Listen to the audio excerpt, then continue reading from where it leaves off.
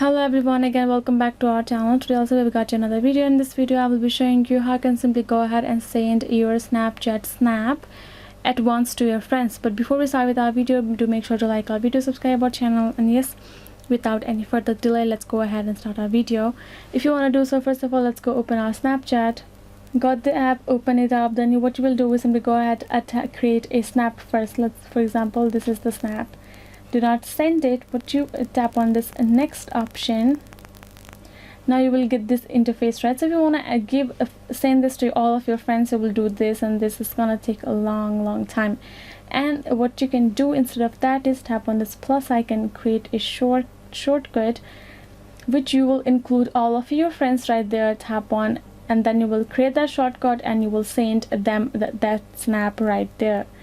So yes guys, this is one way you can do it. If you simply go ahead and choose every single one, that's gonna take time, but if you prefer that, go ahead do that as well. But this is the option for you to send a snap to everybody.